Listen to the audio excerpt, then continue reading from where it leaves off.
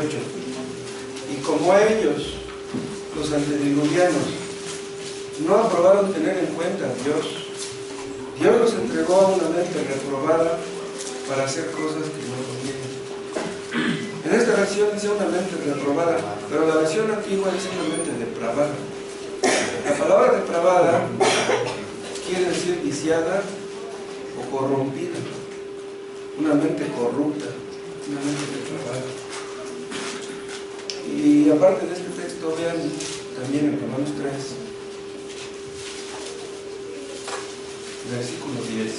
En los versículos anteriores habló acerca de cómo los judíos conocían la ley pero no la obedecían, los gentiles no la conocían como le iban a obedecer, entonces todos eran pecadores.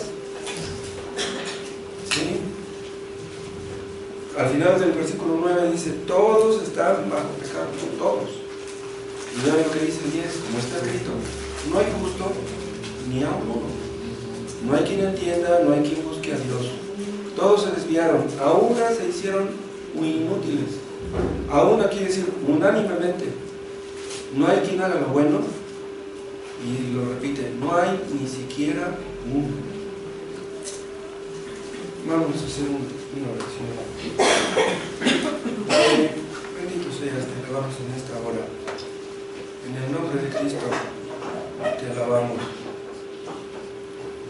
Estamos agradecidos y contentos porque tú eres nuestro Dios y nos has enseñado grandes cosas. Nuestros ojos las han visto. Háblanos a través de tu palabra para que podamos conocerte más y podamos rendirte el servicio que tú mereces. Que tu Espíritu Santo nos haga aptos. Que tu Espíritu Santo nos muestre el camino. Que lo pedimos en el nombre de Jesús. Amén. Este tema de la depravación es crucial, es básico. Si no entendemos este tema, no podemos entender por qué era necesario, absolutamente necesario, que Cristo viniera al mundo. ¿Por qué era necesario que Dios se hiciera hombre y viniera al mundo? ¿Por qué era necesario el Evangelio? El Evangelio son buenas noticias. Y quiere decir entonces que si Cristo no hubiera venido, lo que tendríamos serían puras malas noticias. Sin entender este tema de la depravación, no se puede entender lo que significa la gracia de Dios. Muchos oyen hablar de la gracia y les parece simpático el tema. La salvación es por gracia. Ah, pues qué bueno, qué bonito. No tenemos que hacer nada para salvarnos, no, pues eso me gusta. Pero si tú no entiendes lo que es la depravación, no vas a entender lo que es la gracia. Una persona no va a suspirar por ser librado de las garras del pecado hasta que entienda lo que es el pecado. Entonces tenemos que hablar de estas cosas forzosamente. Una persona no va a salir de una casa incendiada hasta que vea las llamas. Cuando tú ves las llamas, entonces sí, rápido vas a salir corriendo. Dios entregó a los antediluvianos a una mente depravada. ¿Y se acuerdan qué pasó? Que era tanta la maldad de los hombres sobre la tierra que Dios decidió exterminar a toda aquella generación.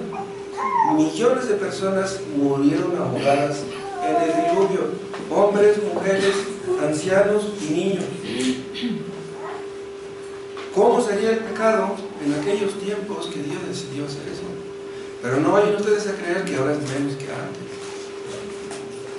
En cierta forma es lo mismo, nada más que ahora pues, hay más habitantes en el mundo que en aquel tiempo. Pero vean, desde Adán hasta Noé, hasta el diluvio, pasaron muchos años, pasaron siglos. Pero entonces, los que vivieron entre Adán y Noé no tenían una mente depravada. O sea, Dios los entregó hasta esa época de Noé. Entonces, los siglos anteriores, ¿qué? Sí tenían una mente depravada también. Pero a estos, a los que vivían en los tiempos de Noé, Dios los entregó a una mente depravada. O sea, es como decir que fueron confirmados en su pecado. ¿Eso es lo que les gusta? Eso es lo que les doy. Un cristiano, conforme va obedeciendo la palabra de Dios, es confirmado en la santidad. O sea, se va firmando en la santidad. Cada día que pasa vamos aprendiendo a decirle no al pecado, a vencer el pecado con la ayuda de Dios. Somos confirmados en santidad. Y los hombres que no obedecen a Dios, los que saben que tienen que obedecerle y no quieren hacerlo, entonces Dios los confirma en su pecado. ¿Qué pasa con esas personas? Que se hacen maestros del pecado, promotores del pecado, expertos en el pecado. Eso es lo que dice en Romanos 1:32. Dice: quienes habiendo entendido el juicio de Dios, que los que practican tales cosas son dignos de muerte, no solo las hacen, sino que también se complacen con los que las practican. Entonces no solamente les gusta pecar a ellos, sino que quieren que otros pequen. Y fue por eso que vino el diluvio. Los hijos de Adán y Eva tuvieron una mente depravada desde el primero. ¿Por qué creen ustedes que Caín mató a Abel? ¿Y por qué tuvieron una mente depravada Caín y Abel? Como consecuencia del pecado de sus padres. Sus padres se hicieron pecadores y ellos se hicieron igualmente pecadores. Entonces la mente de Caín y Abel era una mente lisiada, una mente corrompida, incapaz de entender por sí misma las cosas espirituales. Adán y Eva pecaron, y ese día que pecaron murieron espiritualmente, no físicamente, pero sí espiritualmente. Por eso es que fueron a esconderse de Dios. Dios no se escondió, ellos fueron los que se escondieron. Los hombres que pecan se esconden de Dios. Y luego cuando quieren buscar a Dios parece como que no lo encuentran, pero ellos son los que huyen, no es Dios. Entonces Adán y Eva pecaron y murieron espiritualmente, y sus hijos, sus herederos, nacieron muertos en sus delitos y pecados. Por culpa del pecado de Adán, sus hijos nacieron muertos, ¿entienden? Muertos en sentido espiritual. ¿Por qué los niños pecan desde que tienen uso de razón? ¿Por qué alguien les enseña? Los niños pecan porque nacen siendo pecadores. Los niños desde los 2 años no quieren prestar sus juguetes. Aprenden a mentir, aprenden a ser egoístas. Desde pequeñitos, aunque sus padres les quieren inculcar buenas cosas, los niños ya traen el pecado en la sangre. Entonces los niños nacen siendo pecadores aquí y en China. Pero dicen algunos que todos tenemos libre albedrío y que tenemos por lo tanto la capacidad de escoger entre lo bueno y lo malo. Vean, eso es falso, eso es puro cuento. La Biblia enseña otra cosa muy diferente. Por ejemplo, si ustedes nunca han visto a Cristo como hermoso, como precioso, intenten verlo así, a ver si pueden. Inténtenlo, no pueden. Cristo es precioso para los que ya somos creyentes. Pero para los inconversos, ustedes hablan de Cristo y dicen: a mí que me hablan de eso. No entienden el idioma. Nosotros, los que somos cristianos ahora, ¿cómo fue que llegamos un día a amar a Cristo? ¿Saben cómo fue? Por medio de un milagro. Tiene que ocurrir un milagro para que un inconverso llegue a ser cristiano. Un milagro más grande que la apertura del Mar Rojo. ¿Ven? Ustedes se imaginan cómo fue que Dios abrió el Mar Rojo y dicen: es increíble que Dios haya hecho eso. Pues es más increíble que un hombre mal hablado, soberbio, adúltero, mentiroso, drogadicto y ladrón llegue a ser cristiano. Es más increíble eso. Todos los seres humanos tenemos una voluntad, sí es cierto, pero esa voluntad no es libre. Y los que creen en el supuesto libre albedrío creen que tenemos una voluntad libre, pero tenemos la voluntad, sí, pero esclava. ¿Saben de qué tenemos esclava nuestra voluntad? De nuestras pasiones, de nuestros deseos corruptos. Nacemos siendo pecadores. ¿Por qué pecamos? Porque somos pecadores. Imagínense que un hombre dijera: no, yo no estoy de acuerdo con que yo haya heredado el pecado de Adán y Eva. Él pecó por tonto, yo decido no pecar. A ver, inténtalo.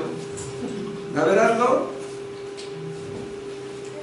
La voluntad del hombre es libre en el sentido de que no está controlada por alguna fuerza extraña o externa a él mismo.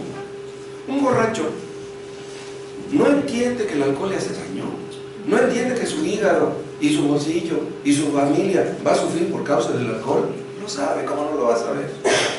Entonces, ¿por qué un borracho prefiere el vino y no agua? Porque ama el vino, porque le gusta el pecado, no hay otra explicación. ¿Quién no obliga a un borracho a tomar vino? Nadie. Prefiere el vino porque le gusta, eso es todo. Pero un borracho no podría escoger tomar agua en lugar de vino. Si quisiera, sí. Si quisiera. El asunto es cómo va a querer. Si lo que quiere es alcohol, ¿cómo va a escoger agua? Ahí está el problema, en sus deseos. Que lo que él quiere es alcohol. Entonces su voluntad es esclava de sus deseos. Entonces la voluntad no es libre. Entonces el albedrío no es libre. Un hombre que no ama a Dios, que no ama la Biblia, que no ama a los cristianos, ¿cómo va a amar esas cosas? Yo me atrevo a pensar que hay aquí alguno que vino de mala gana, que no está aquí a gusto, que se siente incómodo, que preferiría irse a tomar unas copas con sus amigos. No dudo que hay aquí alguno. A ver, cambien de pensamiento, sáquense esa idea y digan, ay, qué feliz soy escuchando la realidad. No pueden hacerlo. Un ateo que nunca ha amado a Dios puede decidir, puede escoger amar a Dios o creer en Dios u obedecer a Dios. No puede. ¿Cómo le va a hacer? Eso es humanamente imposible. Vean lo que hizo la caída de Adán. Nos quebró las alas. Y si tenemos las alas quebradas, no podemos volar. Si ustedes tienen un pájaro, un canario en la casa, rómpanle las alas, quiebrenle las alas, lo sacan de la jaula y lo ponen en el suelo y le dicen, vuela, puede volar. Pero ¿cómo no puede si es libre? Sí, es libre, pero no puede volar. Así estamos nosotros.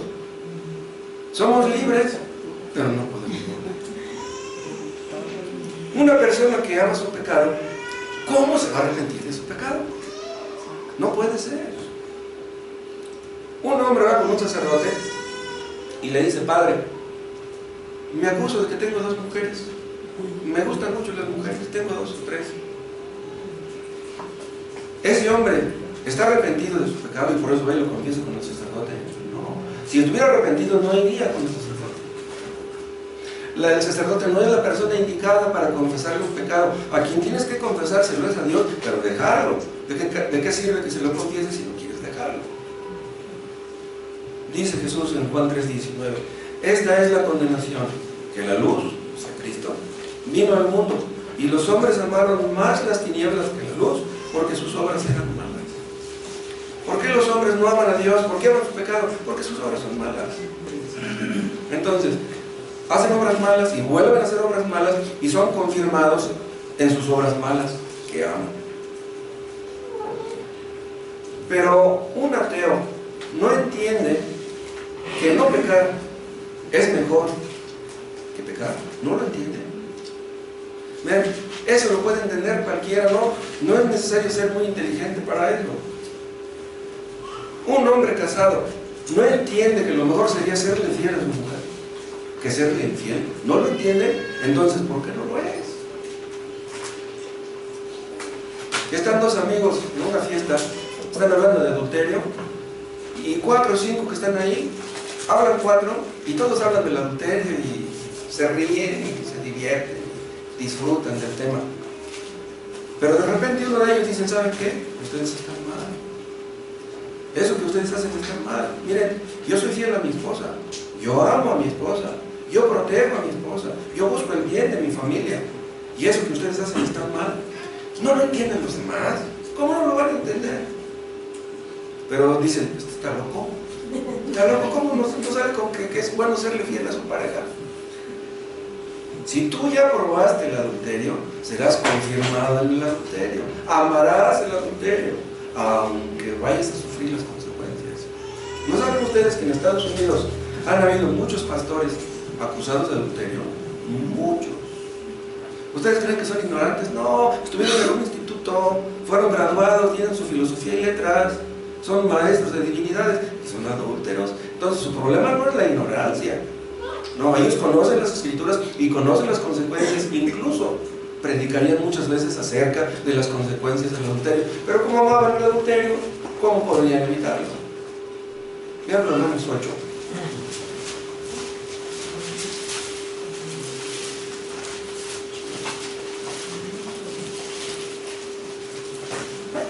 Romanos 8:7, porque por cuanto los designios de la carne, o sea, los intentos de la carne, las intenciones de la carne, son enemistad contra Dios, porque no se sujetan a la ley de Dios.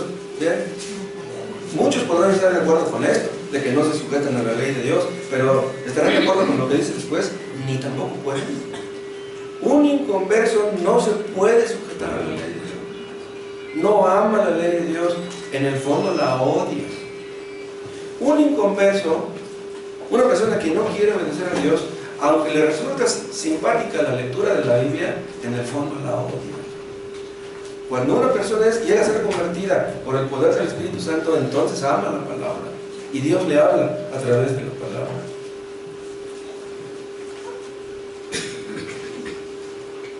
Pecar es muy fácil. ¿Saben qué?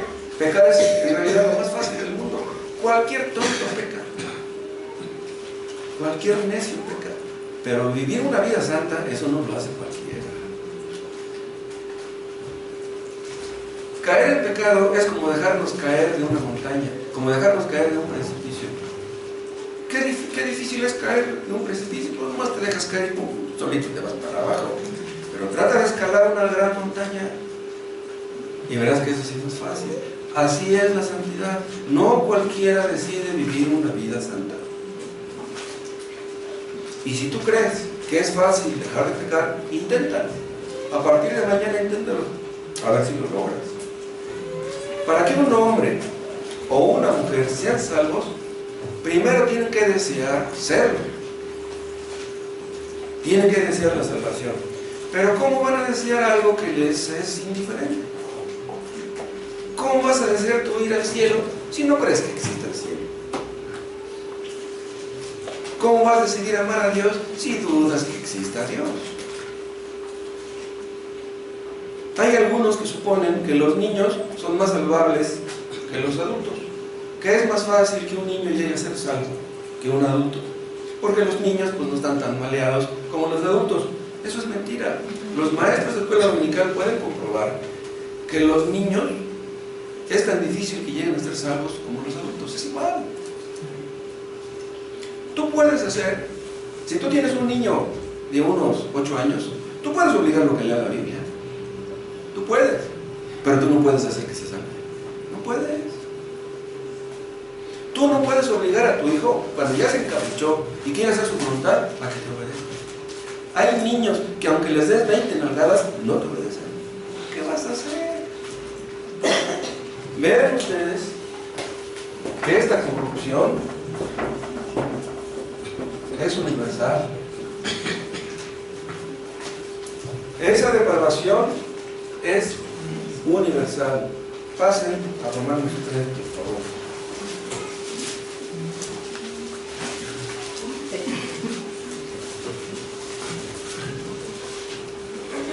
Romanos 3:10. Como está escrito, no hay justo ni aún uno. No hay quien entienda, no hay quien busque a Dios.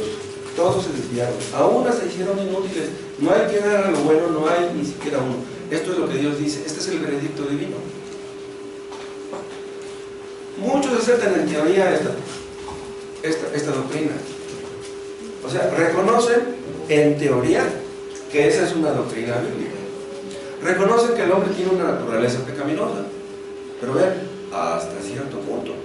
¿Saben por qué? Porque hay muchos teólogos que no creen, en el fondo, que la caída de Adán haya traído resultados tan graves como nos dicen estos 3 versículos que estamos leyendo. Estos versículos nos dicen que nadie escapa a la corrupción. Dicen, no hay ni siquiera uno. Dios no miente, Dios no exagera. Pero ven, en los siguientes versículos, desde el 13 hasta el 18, nos habla de las consecuencias de la caída que afectaron toda nuestra naturaleza. Sepulcro abierto su garganta, con su lengua engaña. Vean, garganta y luego lengua. Veneno de aspe y debajo de sus labios. Garganta, lengua y labios. Su boca está llena de maldición y de amargura. Ven aquí, la boca. Sus pies se apresuran para derramar sangre. Quebranto y desventura hay en sus caminos, y no conocieron camino de paz. No hay temor de Dios delante de sus ojos. ¿Ya vieron la lista? Garganta, labios, lengua, boca, pies, caminos, ojos. Todo el ser de la persona, de los pies a la cabeza, corrompido. Dice, no hay justo, no hay quien entienda, no hay quien busque a Dios. Todos se desviaron, todos se hicieron inútiles. No hay quien haga lo bueno, no hay ni siquiera uno. Pero algunos aceptan, sí, que nadie es perfecto. Alguien dirá, se atrevería a decir que algunos sí lo son. Otros dicen que es de humanos errar. Muchos reconocen que son pecadores, pero no aceptan que no haya ninguno que haga el bien. Eso muchos no lo aceptan. Tampoco creen que nadie busque a Dios. Pero vean lo que dice el versículo 10 primero. No, como está escrito, no hay justo ni aun uno. ¿Es esta una mentira o una exageración? ¿Por qué dice Dios que no hay justo ni aun uno? ¿Quién sería un hombre justo? Un hombre justo es aquel que guardaría todos los mandamientos de la ley de Dios. Todos, sin excepción. ¿Hay aquí alguno que los guarde todos? ¿Hay aquí alguno que obedezca a Dios en todo? Vean, para que una persona sea justa, no se requiere que la persona quiera obedecer.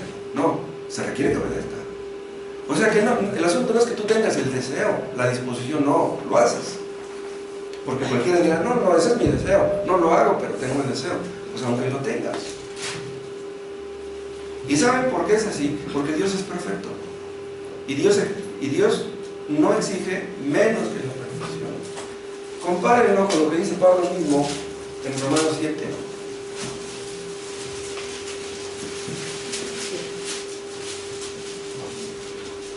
Está hablando el apóstol mismo y dice en el 14, Romanos 7, 14. Porque sabemos que la ley es espiritual, mas yo soy carnal, vendido al pecado. Pero ven, aquí dice algo muy extraño, dice yo soy carnal. ¿Pablo era un hombre carnal? No. Un hombre carnal se dice que lo es en contraste con lo que es un hombre espiritual. ¿Quién es un hombre espiritual? Un hombre que tiene el Espíritu Santo. Entonces Pablo no tenía el Espíritu Santo, claro que lo tenía. Entonces, ¿por qué dice yo soy carnal? ¿Saben por qué lo dice? En contraste con lo que acaba de decir, la ley es espiritual. La ley es espiritual, refleja la naturaleza de un Dios santo, del Espíritu Santo. Entonces, como la ley es espiritual y es perfecta, requiere de nosotros perfección. ¿Y quién es perfecto? Por eso dice, yo soy carnal, o sea, en comparación con la ley que es espiritual, yo me veo como carnal. No quiere decir que él dijera que era un hombre carnal, sino que se veía como un hombre carnal en contraste con la ley que es espiritual. Pero vean cómo dice después al final del versículo 14, vendido al pecado.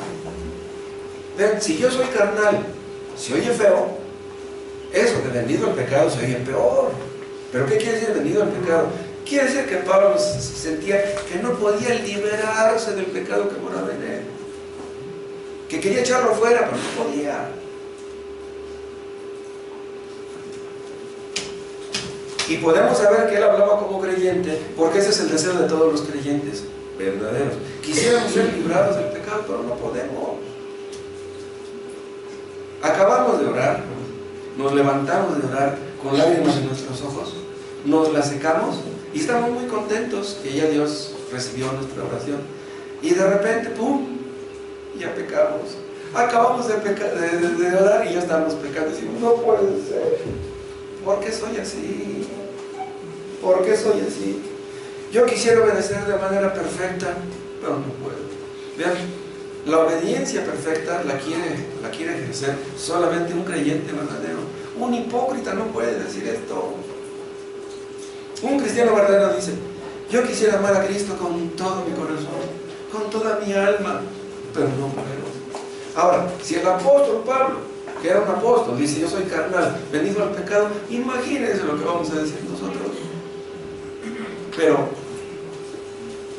si dice en nuestro texto que no hay justo, ni siquiera uno, ¿Acaso no dice Pablo en Romanos 5:1 que somos justificados por la fe? Entonces, si somos justificados por la fe, diríamos, pues entonces ya somos justos por la fe. Escuchen, ¿la fe nos hace justos? No. La fe nos declara justos, que eso es muy diferente. La Iglesia Católica dice que la fe te hace justo. Eso es falso. Nos declara nada más. Es una declaración legal del juez del universo. Él dice que ya no somos culpables. Pero eso no, el hecho de que no seamos culpables no quiere decir que no seamos pecadores. ¿Me explico? Escuchen, por la fe en Cristo somos declarados justos, pero en nosotros mismos no somos justos. Seguimos siendo pecadores aunque seamos creyentes. Y en nosotros mismos seremos pecadores hasta el último día de nuestras vidas. Está escrito en Santiago 2 que el que viola un mandamiento es culpable de violarlos todos. Y uno diría, ¿pero por qué? Si yo estoy guardando 9, pues Dios debería ponerme en mi cuenta 9, nada más fallo uno. Yo no voy a ir al infierno por fallar en uno. Si tú guardas 9 mandamientos, Dios no se fija si los guardas. Si tú fallas en uno, Dios se fija en ese uno. O sea, Dios no tiene, yo tengo tanto a favor de fulano, nomás tengo algo en contra. No, eso no es nada. No, Dios exige la perfección. ¿Por qué? Porque los 10 mandamientos vienen de sus labios santos y perfectos. Entonces, si tú menosprecias uno solo, lo estás menospreciando a Él completamente. Por eso el que viola un mandamiento es culpable de fallarlos todos, de fallar en todos. Ahora, ¿hay aquí alguno que no falle en algún mandamiento de la ley de Dios? Casi todos tenemos la mala costumbre de ver en los demás pecados que no vemos en nosotros. Pero si vemos en otros pecados que vemos en nosotros, esos sí los pasamos por alto, porque nosotros los cometemos. Pero si no cometemos lo que ellos cometen, entonces sí somos muy duros, muy estrictos con ellos.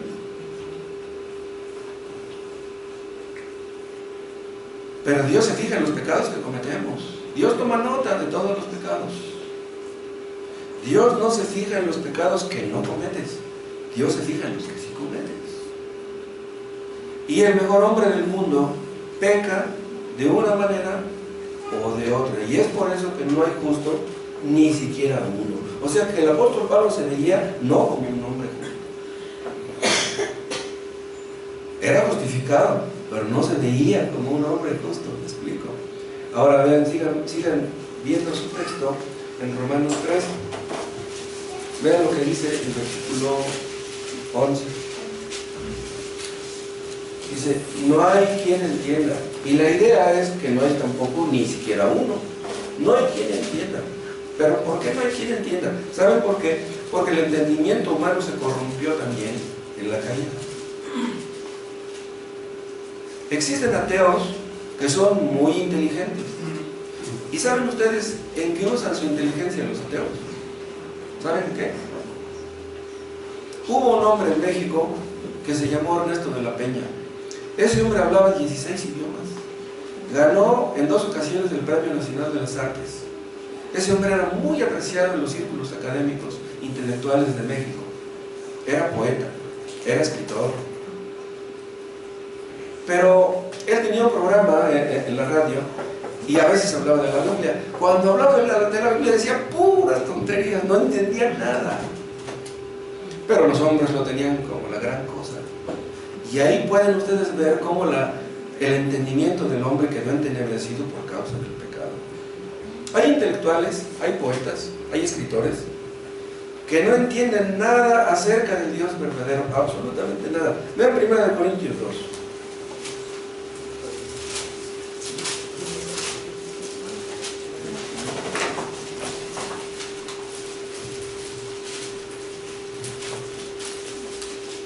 Primera de Corintios 2, 14, dice: pero el hombre natural no percibe las cosas que son del Espíritu de Dios, porque para él son locura, y no las puede entender porque se han de discernir espiritualmente.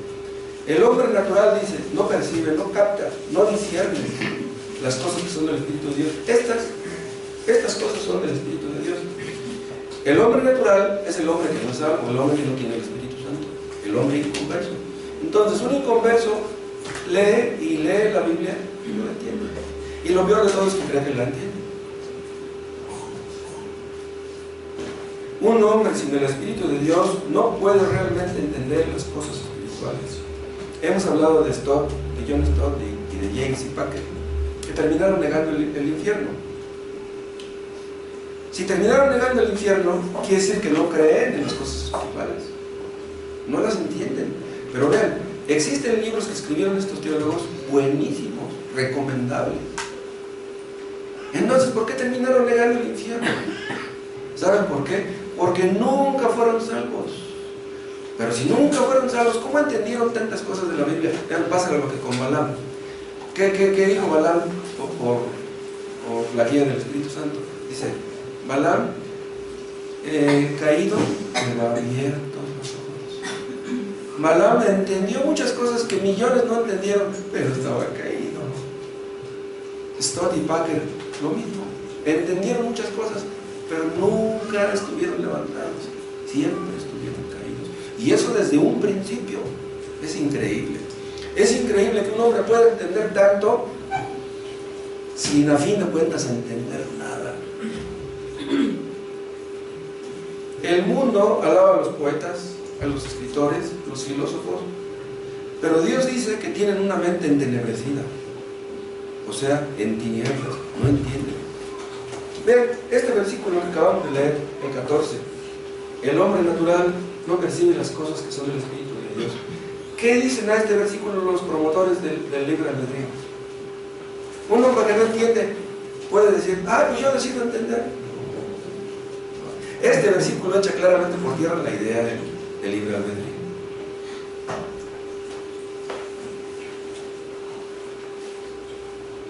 Un hombre en su estado natural no puede ver, ni mucho menos entrar en el reino de Dios. ¿Cómo entrará si no lo ve? Si ustedes tratan de mostrarle a un ateo la hermosura que hay en Cristo, eso sería como mostrarle a un burro la hermosura que hay en un atardecer, en una puesta de sol. Un burro puede ver la maravilla de una puesta de sol. O en una rosa. Acérquenle ustedes a un burro una maceta con una rosa de esas grandototas, así, rojas tan bonitas. ¿Qué vas a hacer? Se va a comer. Me encantan las rosas, van a decir, ¿no? Hubo hombres que estudiaron la Biblia toda su vida y no la entendieron. Uno de ellos fue Voltaire. Voltaire fue un filósofo francés, se llamaba Francisco María Rouet, pero su apodo era Voltaire. Este hombre desde joven estudió la Biblia y escribió muchas cosas buenas acerca de Dios, pero terminó siendo ateo. Terminó negando a Dios y blasfemando a Cristo. Pero ¿por qué Voltaire acabó hablando mal de Cristo si en sus primeros años hablaba bien de él? ¿Por qué? ¿Saben por qué? Vean la respuesta en Efesios 4.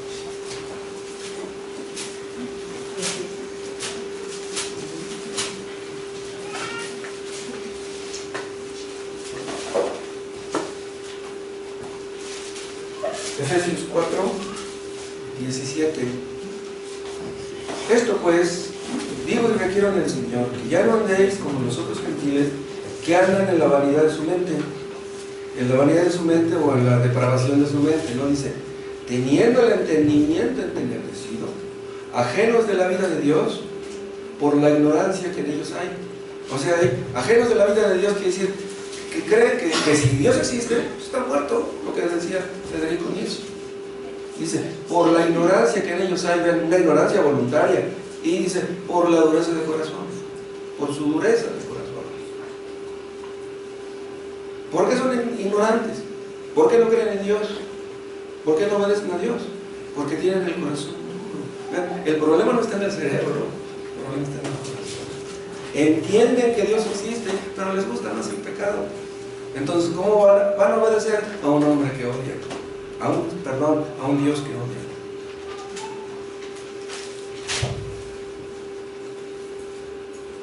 Vean otro texto en Mateo 11.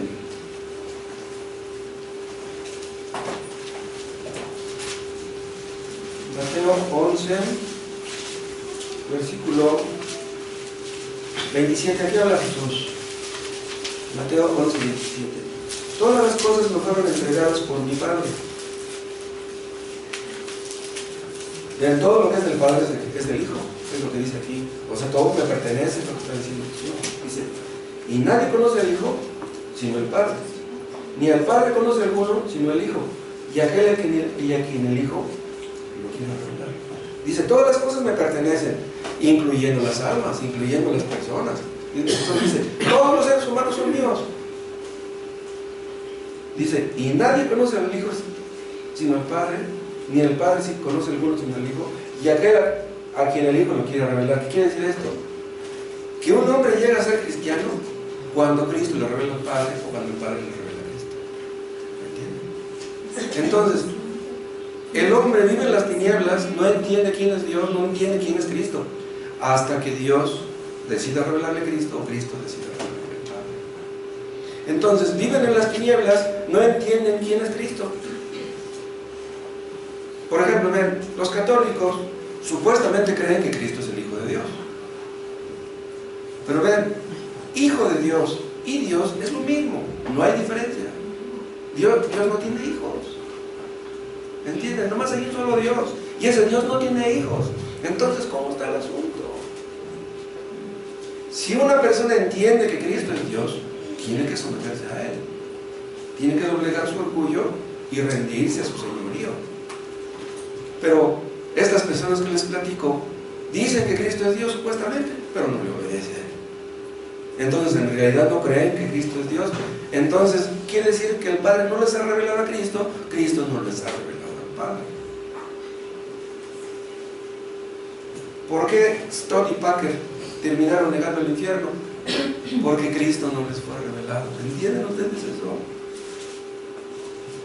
Un hombre no entiende las cosas espirituales y no las va a entender porque quiere entenderlas. O sea, una persona lee 2 capítulos de la Biblia y dice, a ver, voy a escribir lo que entendí. ¿Qué entendí? No entendí nada. Pero voy a usar mi libre albedrío para yo decido entender. No, el libre albedrío no te sirve para eso. Si Dios no te revela a Cristo, tú no vas a entender nunca quién es Cristo. Dios tiene que hacer algo para que tú entiendas. Tiene que hacer un milagro. Hay personas que entienden pronto lo que leen. Hay otras personas que tardan algo de tiempo. Y hay otras personas que no entienden nunca. ¿Por qué? ¿Por qué algunos entienden pronto y otros no? Vean Hechos 26.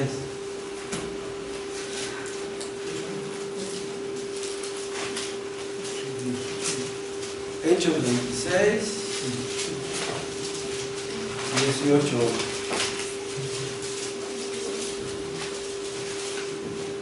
Aquí habla de cuando Cristo comisiona a Saulo de Tarso, ¿no?, para ser evangelista, y lo comisiona y le dice en el 18, 26, 18, para que abra sus ojos de los gentiles, para que se conviertan de las tinieblas a la luz, y de la potestad de Satanás a Dios, para que reciban, por la fe que es en mí, perdón de pecados y herencia entre los santificados.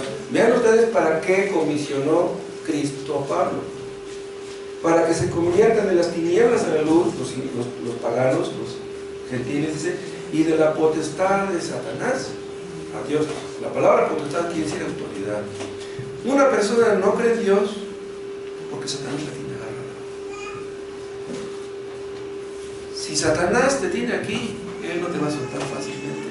Hay personas que escuchan predicación tras predicación tras predicación y no llegan a ser creyentes porque el diablo los tiene así. No lo pueden. Por eso debemos orar por la predicación, porque si Dios no obra en esas personas y no los saca de las tinieblas y los traslada al reino de la luz, esas personas nunca van a ser salvas.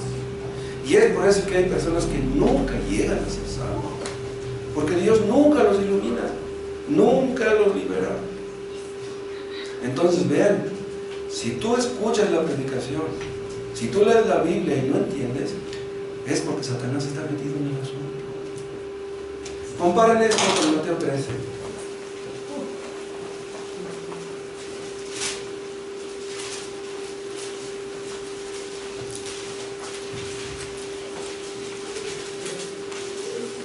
Mateo 13:19. Cuando alguno oye la palabra del reino, o sea, el evangelio, ¿no? Y no la entiende, vean lo que dice: viene el malo, o sea, Satanás, y arrebata lo que fue sembrado en su corazón. Vean, hay personas que vienen y escuchan la predicación y como que entienden algo, como que les simpatiza algo de lo que escucharon, pero se van y se les borró la cinta. Se les olvidó todo lo que escucharon. ¿Por qué? El diablo está metido, es lo que dice este texto. El diablo que no los quiere soltar.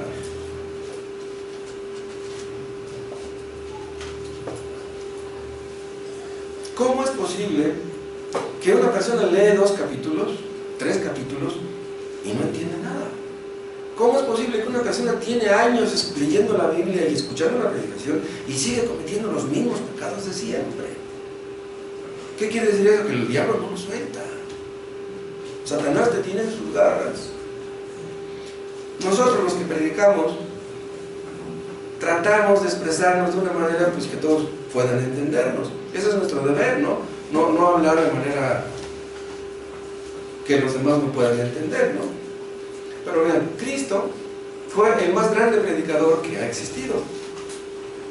Entonces, si Él era el más grande predicador, se supone que hablaba de manera que la gente pudiera entender. Pero los fariseos lo escuchaban y no entendían lo que oían. Vean, Juan 8.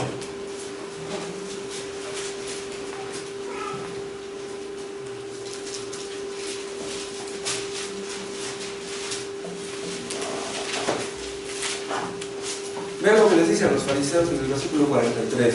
Juan 8:43. Les dice: ¿por qué no entendéis mi lenguaje? Porque no podéis escuchar mi palabra. ¿Por qué los fariseos no entendían su lenguaje? Les hablaban su idioma. Entonces, ¿por qué no entendían lo que Cristo les decía? La respuesta está después, dice: porque no podéis escuchar mi palabra. ¿Saben qué quiere decir esta palabra escuchar? No podéis soportar. No pueden digerir lo que escuchan. No les gusta la verdad. Si yo les predicara mentiras, me creerían. Les digo la verdad y por eso no me creen. Eso es lo que les está diciendo Cristo. Ahora ven el 44. Vosotros sois de vuestro padre el diablo. Vean, Cristo está predicando. Y vean lo que les está diciendo. Vosotros sois de vuestro padre el diablo, y los deseos de vuestro padre queréis hacer. Él ha sido homicida desde el principio, él no permanecido en la verdad, porque no hay verdad en él. Cuando haya mentira, de suyo habla, porque es mentiroso y padre de mentira. Y a mí, porque digo la verdad, no me cree. Un hombre malvado, un hombre corrompido, un hombre depravado, está dispuesto a escuchar doctrinas que le gusten, que le simpaticen, que le den por su lado, algo que le pueda dar algo, alguna ventaja que pueda sacar. Entonces, ¿por qué no entendían estos fariseos? Porque eran hijos del diablo. Por eso. Un hijo del diablo entenderá la palabra de Dios hasta que sea un hijo de Dios, no antes. Ahora, un hijo del diablo puede usar su libre albedrío para convertirse en un hijo de Dios. Posible. Y yo les decía un día de un niño que se me acerca, un niño vecino, y que me dice: oiga, don Moy, mi papá es borracho y me pega y es muy grosero. No me gusta para que sea mi papá. Usted sí me gusta para que sea. ¿No habría modo de que usted fuera mi papá? No, hijo, no se puede. O sea, ¿qué lees? Yo no. Un ateo, ¿cómo va a decir un día: ya me cansé de ser ateo, ya me cansé de ser hijo del diablo, ahora quiero ser hijo de Dios? No puedes. Si Dios no lo hace, tú no puedes hacerlo. Cuando un hombre nace de nuevo por el poder del Espíritu Santo, entonces empieza a entender cosas que nunca imaginó. Hay ocasiones en que decimos: pues voy a leer unos 15 minutos, 20 minutos, voy a leer 2 capítulos. A mí me ha pasado muchas veces, tengo ese deseo. ¿Y saben qué? Muchas veces me detengo en un versículo y no paso de ahí. Es que Dios me habla a través del versículo y mira, yo ya no quiero más. No soporto esto que estoy escuchando. Dios nos habla porque entendemos su palabra. Hay un versículo que no lo apunté que dice: cosas que ojo no vio ni oído yo son las que Dios tiene reservadas para aquellos que le aman. Pero esas cosas no se refieren a las cosas celestiales, sino a las de aquí. Dice: pero Dios nos las ha revelado por su Espíritu, nos las ha revelado ahora. El Espíritu Santo nos revela quién es Cristo, lo que es su poder, su gracia, su misericordia, su bondad, su justicia. Los cristianos entendemos lo que todos los sabios de este mundo no entienden, no pueden entender. No hay quien entienda, dice nuestro texto. No hay quien entienda sin la ayuda de Dios. Vuelvan a su texto. Ya vimos la primera parte del versículo 11. Ahora vean la segunda. Dice: no hay quien busque a Dios. No hay ni siquiera uno. ¿Pero cómo? No hay quien busque a Dios. Eso también parece una exageración, pero no lo es. Bien, en este momento hay miles de personas que, como nosotros, están escuchando la palabra de Dios. Muchas iglesias en México, en Centroamérica, en Estados Unidos, en Sudamérica. Muchas iglesias cristianas están así de gente. ¿Ustedes creen que todos los que están ahí buscan a Dios? No. ¿Saben qué es lo que muchos buscan en una iglesia cristiana? Paz interior. Personas que han sufrido mucho buscan paz. Buscan huir de sus problemas. Buscan huir de los complejos de culpa. Buscan huir de los problemas que tienen con sus hijos rebeldes. Pero a Dios no lo buscan. Dice: no hay quien busque a Dios. Buscar estas cosas como si Dios fuera un psiquiatra, eso no es buscar a Dios. Esas son dos cosas muy diferentes. Dios no es un psiquiatra. Si tú necesitas un psiquiatra, bueno, puedes buscar a un psiquiatra. Hay personas que buscan, ¿saben qué? Beneficios de Dios. Algún beneficio que Dios pueda darles, pero no a Dios. Y les pregunto, si ustedes vienen a este lugar, ¿qué buscan? ¿Qué motivos tienen al haber venido? Si ustedes buscan a Dios, déjenme decirles, ustedes lo van a encontrar. Pero si ustedes vienen buscando otra cosa, a lo mejor lo encuentran, pero a Dios no lo van a encontrar. Dios no se esconde. Adán pecó y fue a esconderse. A Dios no le gusta jugar a las escondidillas. Los que nos escondemos somos nosotros. Acuérdense que Cristo vino a buscar y a salvar lo que se había perdido. Es Dios quien viene a buscar a los hombres. Los hombres no andan buscando a Dios. La Biblia nos dice en algunas partes que busquemos a Dios, como dice Isaías: buscar a Dios mientras puede ser hallado. Y muchos leen estos textos, y este es Isaías 55:6. Dicen: si Dios dice que lo busque, quiere decir que yo puedo buscarlo. Tengo voluntad, tengo albedrío, puedo buscarlo. No. Dios nos dice nuestra responsabilidad. Somos criaturas responsables. Pero una cosa es que nos diga que lo busquemos, y otra muy diferente es que nos diga que tenemos la capacidad de buscarlo. Eso sí, no la tenemos. Nuestro texto dice claramente: no hay quien busque a Dios. Ustedes, si no son convertidos, van a buscar a un Dios que no están bien seguros que exista. Si ustedes no creen que exista un tesoro, ¿lo andarían buscando? Si no creen que existe ese tesoro. Para que ustedes lo busquen, tienen que estar seguros que existe ese tesoro. Hay hombres que invierten mucho dinero en andar buscando barcos, galeones españoles que fueron hundidos por los piratas en el mar Caribe. Dicen: por aquí se cayó, según mis cálculos. Pues ahí andan buscando el barco, pero saben que hay dinero, y si lo encuentran, mucho dinero. Pero ¿cómo vas a buscar una vida eterna que tú no crees que exista? Vas a sufrir burlas y rechazos por buscar a un Dios que no está seguro que exista. Olvídalo. Hay personas que vienen un domingo al culto y dejan de venir 2 o 3. No buscan a Dios. Hay personas que leen la Biblia un día y la dejan de leer 2 o 3. No buscan a Dios. ¿Cómo van a encontrar lo que no buscan? Tu salvación depende de Dios. Sí, pero si tú no buscas la salvación, no la vas a hallar. Pero hay un texto en Mateo que dice: buscad y hallaréis. ¿Saben ustedes a quién se dirige ese texto? No hay inconversos. Solamente los creyentes buscan. Bueno, ¿pero por qué buscamos? ¿No hemos encontrado ya la salvación? Sí, pero escuchen, cuando encontramos a Cristo, no es el fin de nuestra búsqueda, es el inicio. Cada día le buscamos y nunca dejaremos de buscarlo.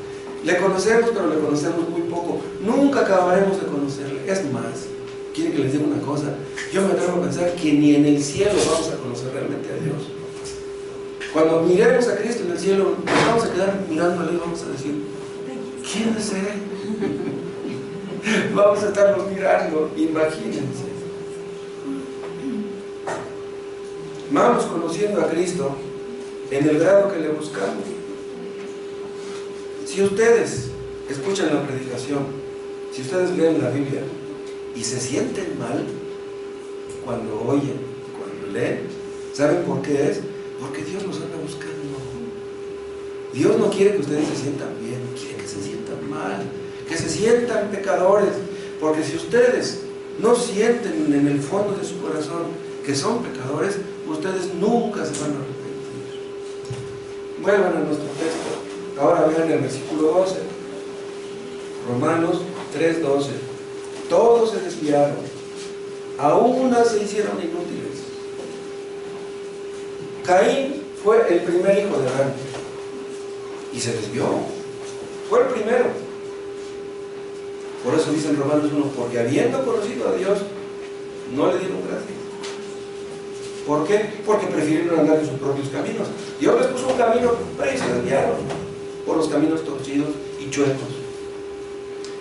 Vean, un hombre que no es cristiano puede intuir cuál es el camino correcto, pero no quiere andar en él. ¿Quién le obligará? Es por eso que algunos han llegado a decir que los verdaderos ateos no existen. O sea, los ateos en el fondo de su corazón saben que Dios existe. El problema es que no quieren obedecerle. ¿Por qué? Porque aman sus caminos torcidos. Hay algunas personas que les hablamos del Evangelio y pues son personas decentes que no te quieren ofender y te dicen, mira, si la religión te ha dado resultado, pues te felicito, pero no me hables de eso. Yo soy feliz así. Tú sigue tu camino y yo sigo por el mío. Les gusta la maldad, les gusta su pecado. Se desviaron. Ahora, una persona que se desvía, que no quiere hacer lo que Dios dice, que no quiere cumplir con el propósito por el cual fue creado, ¿qué hará Dios con esa persona?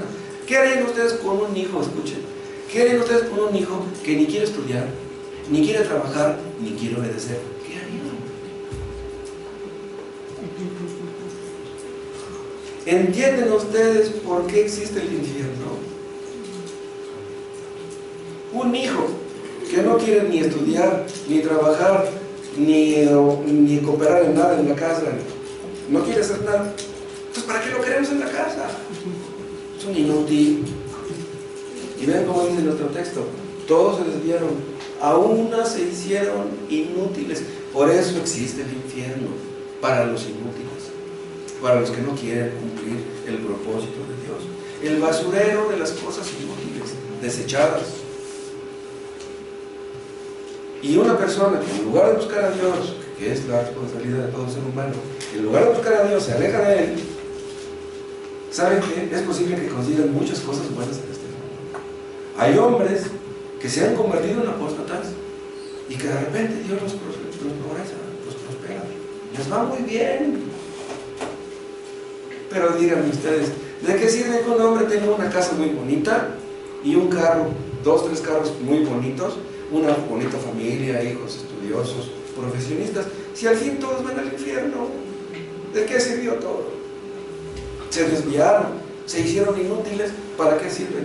Ni para el propósito de su misma familia, porque esos hijos tuyos que tú les has dado todo pero que no les hablas de Cristo, van a ir al infierno y te van a maldecir en el infierno. ¿Qué es lo más valioso para los seres humanos, para todos nosotros? Es tener a Cristo, tener la salvación, el perdón de nuestras almas, la vida eterna. Es lo máximo. Pero ¿de qué sirve tenerlo todo y no tener esto? Ahora ven el versículo 12. Todos se desviaron, a una se hicieron inútiles. Ahora ven al final, no hay quien haga lo bueno. También hay otra traducción que dice, no hay quien haga el bien. Eso está en el Salmo 14. ¿Quieren checarlo?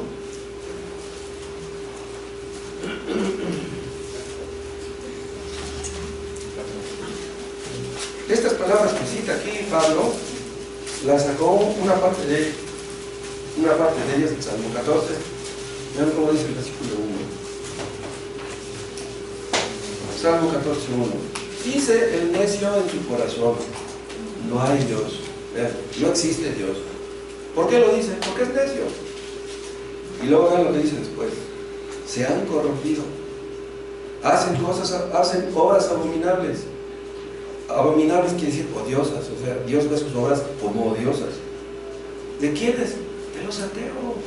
Vean lo que les estoy diciendo. Dios ve las obras de los ateos como odiosas. Pero, ¿acaso no hay ateos que hacen cosas buenas? Sí, los hay.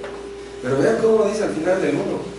No hay quien haga el bien. Aquí dice no hay quien haga el bien. Y acá en Romanos 3 dice no hay quien haga lo bueno. Hay un cierto giro ahí en estas dos palabras. No hay quien haga el bien, no hay quien haga lo bueno.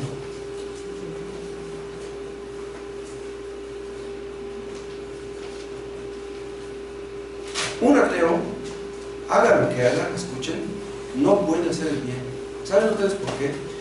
Porque para que un hombre haga el bien, haga lo bueno, debe hacerlo conforme lo dice la palabra de Dios, en conformidad con la santa ley de Dios. Pero hay ateos que son muy amables, trabajadores, que son buenos padres. Pero Dios ve lo que hacen ellos como odioso, como abominable. El otro día yo les comentaba que según algunos, el Chapo Guzmán es una muy buena persona. Ha ayudado a mucha gente pobre allá en Sinaloa. Pero díganme, ¿el gobierno ve al Chapo Guzmán como una buena persona? El otro día una de sus hijas supuestamente declaró que su papá, el Chapo, financió la campaña de algunos gobernadores. No, hombre, imagínense que de nombre. Esos gobernadores han de tener al Chapo como una buena persona. Les dio unos cuantos millones. Pero ¿cómo lo ve Dios eso? Un hombre bueno, un hombre que hace el bien, debe estar motivado, escuchen, por un sincero amor a Dios. Debe amar a Dios para poder amar al prójimo. Si tú no amas a Dios, es imposible que hagas al prójimo. Es imposible. Vean Mateo 22.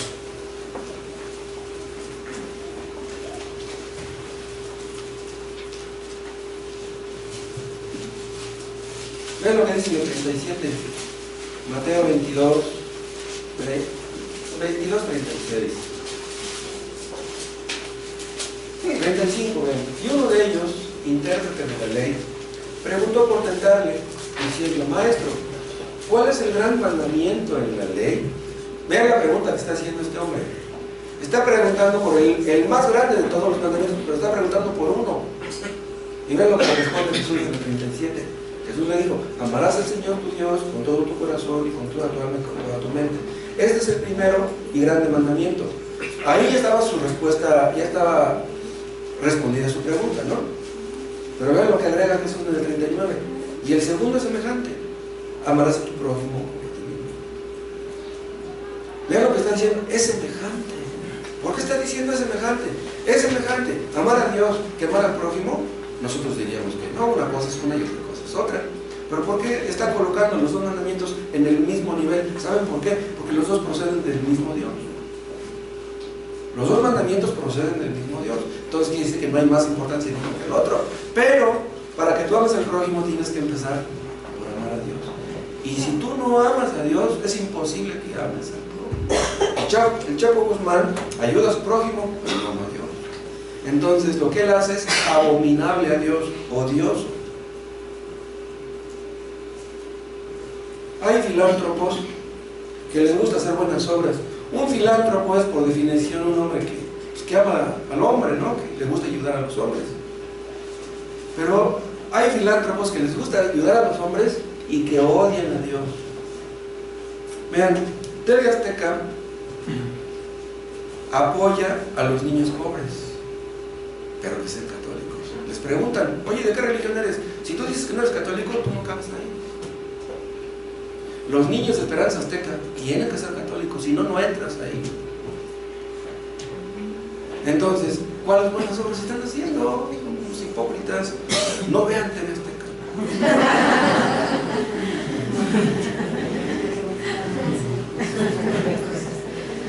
Es imposible amar solamente a Dios y no al prójimo. Y viceversa, es imposible realmente amar al prójimo sin amar a Dios. Entonces, vean, por nosotros mismos no podemos hacer lo bueno. Solamente los que han nacido de nuevo pueden hacerlo y deben hacerlo. Dios nos salvó, preparó las buenas obras para que anduviésemos en ellas, los que estamos en Cristo. Los que no pueden. Dios predestinó esas buenas obras. Pero si tenemos un vecino que era medio vicioso, medio travieso, se muere el vecino y dicen los demás, ay, era un buen hombre, pobrecito se murió, pero era un buen hombre. Sí, si lo comparan con otros, pues así lo verán tal vez como un buen hombre, pero delante de Dios no hay nadie que sea bueno, no hay nadie que haga el bien. ¿Y saben por qué Dios da este veredicto? De que no hay quien haga lo justo, no hay quien haga lo bueno, no hay ni siquiera uno para hacernos sentir mal.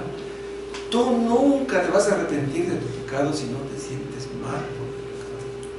Dios quiere que veas que por ti mismo no puedes arrepentirte, no puedes buscar a Dios, no puedes. Dice Spurgeon en uno de sus sermones, eres tan depravado que aunque pudieras salvarte por ti mismo, nunca lo harías. O sea, amas tanto tu pecado que aunque pudieras salvarte por ti mismo, no lo harías.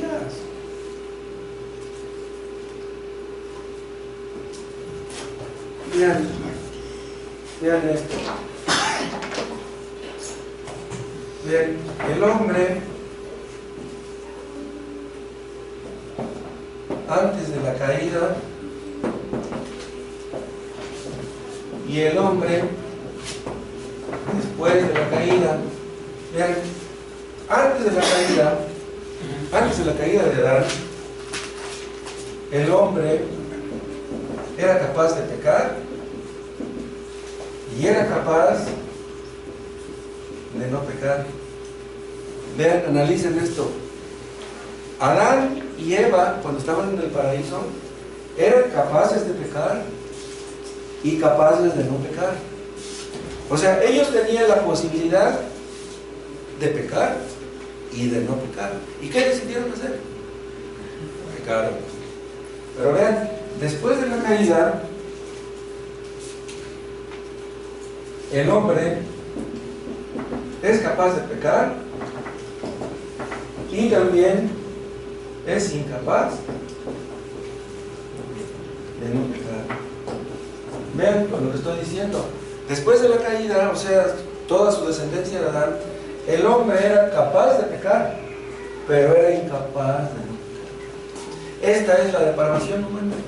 El hombre por sí mismo es incapaz de no pecar. Todos somos pecadores. Pero saben una cosa, ya después, estando en Cristo, vean, las cosas cambian. El hombre que cree en Cristo, el hombre que se arrepiente de sus pecados, en un sentido está igual que Adán y Eva. O sea, somos capaces de pecar y somos capaces de no pecar. El Espíritu Santo que mora en nosotros nos ayuda para no pecar. Cuando pecamos entendemos que pudimos haber evitado el pecado, pero no lo hicimos. Entonces vean, cuando una persona nace de nuevo, vuelve a estar en la misma condición en que estuvo Adán antes de pecar. Tenemos la capacidad de pecar, pero tenemos la capacidad de obedecer. Pero saben una cosa, ahora comparen esto con el hombre que ya está en gloria. El hombre que ya está en gloria